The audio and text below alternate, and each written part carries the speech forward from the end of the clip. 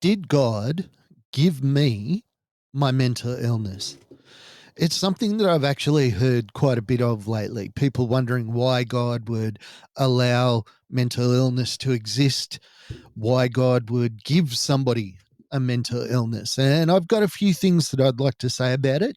Being a person of faith, it is something that I've thought a lot about and have spent a lot of time trying to deal with in my own life.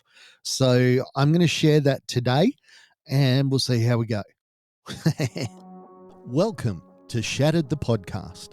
STP is the story of my journey from the depths of mental illness to a place where I could live again. Alrighty, the big question, did God give me my mental illness? I'm going to say, in my opinion, the short version is no. No, he didn't. But when we talk about God, there's a lot of things that we need to consider. So, first off is, why do people blame God when something happens? When most people profess to have no faith. Most people profess that they don't believe in a higher power. But why is it then that when someone dies or something happens, they all of a sudden start to say, oh, well, God did this to you? It's a curious thing that people ignore faith until they are thrown into a situation where they need to think about faith, such as death, somebody dying in hospital, a tragic accident. Everybody starts to go, hang on, we need to get comfort from somewhere or something. So they reach out to the people that are there for them, which are generally people of faith. Okay, so let's talk about my idea of why I don't believe that God did anything. And, you know, don't really care what you think about this, but I'm coming from the perspective of a person that believes in God. Okay, I'm just going to say that outright. I am a Christian. Um, be that as it may. I also live with a mental illness. So, did God give me my mental illness? Is God's plan for me to have a mental illness? Now, there's only one real place that you can go to kind of figure this stuff out, and that's the Bible. Because it's like saying I am an expert in nothing, so I've decided that this is the way it's going to go. You have to go to the source. And there's a couple of verses in the Bible. And again, if you're not a person of faith, please accept this as just an explanation of where we come from. So in the Bible, God says, I know the plans that I have for you, plans to prosper you and not to harm you. Now, there's this idea in that verse that, yeah, God has a plan for you, and it is a good plan. There's another verse, all things work together for good for those that love the Lord. You beauty. But in that is never a promise that everything is going to be honky dory. And there's also no promise in there that you have to follow the plan. God may indeed have a plan for you. Whether you follow it or not is up to you, because overarching all questions when it comes to faith and do you believe and who's this and what's that is whose fault is it? Is that if you look at the biblical kind of version of God, he gave man perfection, a place to live that was absolutely perfect. But what he didn't want was a bunch of robots. So he gave us what we call free will. Now, free will is for all time. We can do anything we want to. Even the New Testament says that all things are permissible, but not everything is good for you. It's not saying in that verse that, yeah, sin is okay and evil is okay. It's just saying, look, you can do whatever you want. That's what free will is all about. But you got to live with the consequences. And according to the biblical account, being kicked out of paradise was our consequence. So let's talk about the big questions then. So, to give you my outline, God gave us free will. We live with the consequences. We have been living with the consequences since then. Our life is our way to choose. Nobody is going to force you, not God, not me, not religion, not faith. Nobody is going to force you to believe anything. That's what free will is all about. That's why so many people are in jail. They have free will to choose. They might not choose the right path, but they choose a path. So that's why I don't believe that God gave me a mental illness. I don't think that God, well, really has the time to think about, like, let's give Mark a mental illness, because I think that'll be good for him. I kind of think that God's got better people to think about, if you know what I mean. And for me, that's why I can say categorically, God did not give me my mental illness. Okay. Why does God, so let's go with the supposition that God does exist. Why does he let good things happen to bad people? Good people. Why does God let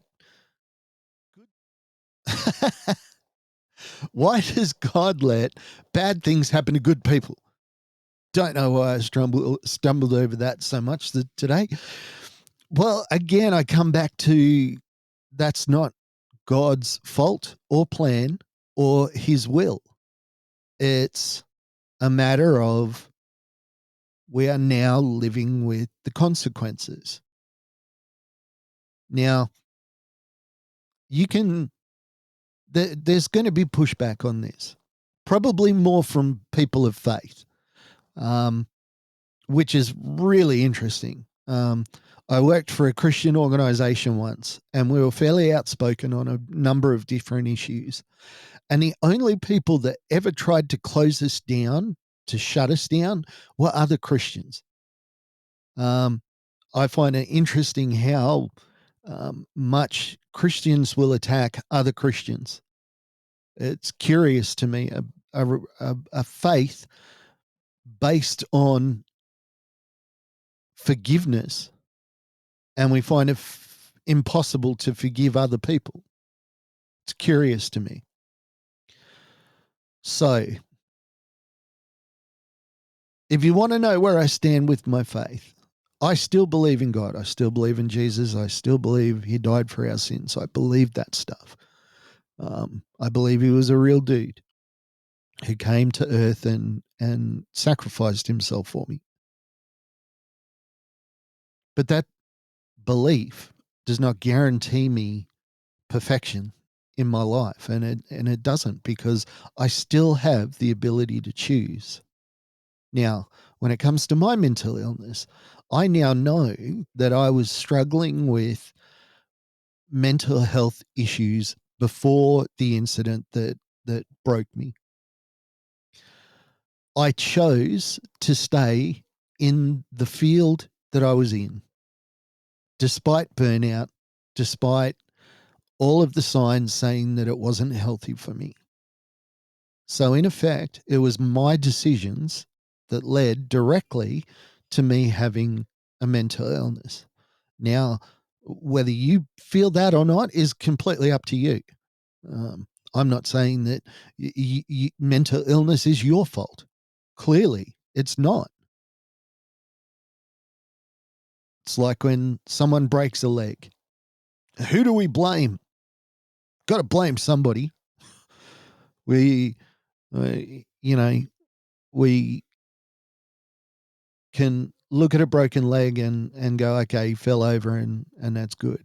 And then you get the legals involved, and it's like, well, was he in somewhere? Was there a sign? Was there this or was there that? But we don't look at that person and go, oh, God must have wanted to break your leg. You must have done something. You must have chosen something. And I mean, if you're jumping off a roof, then yeah, you made a choice. But in all of this, I just encourage you to not get caught up in assigning blame to anyone or anything. It is a path that will lead you to nowhere. Finding out who to blame can be cathartic, can be something that is helpful, especially if there's been abuse or negligence or trauma. But if you don't get to a point where you just go, you know, I can't really blame anybody. You don't lie in bed at night. I can't believe this person did this. It's not a healthy way to live. It's that old expression that hatred and unforgiveness are like taking poison and hoping that the other person dies. The only person you hurt with this fixation on who do I blame? Whose fault is this? Is it God's fault? As soon as you can come to the point of just saying, look, I have what I have, and for whatever reason, this is my reality now, and I'm not going to live in the past. I'm not going to live in a place where I'm pointing backwards or pointing outwards at anybody else. And I can just say, this is my reality. Sure, seek justice. Absolutely seek justice. Where there's been injustice, fight it. But at the same time, don't live with that anger against something or someone for what they may or may not have done to you. And it will take years, because it took me years. It's still a choice that I make every day to not be angry at the person who triggered my PTSD, to not be upset at them daily. This has been a little bit of a complicated one. I want to thank you for sticking with me. I want to thank everybody who has continued to support Shattered the podcast. I do hope you'll like and share. I'm just going to keep rolling along. I hope you have a great week. I will talk to you soon. Bye for now.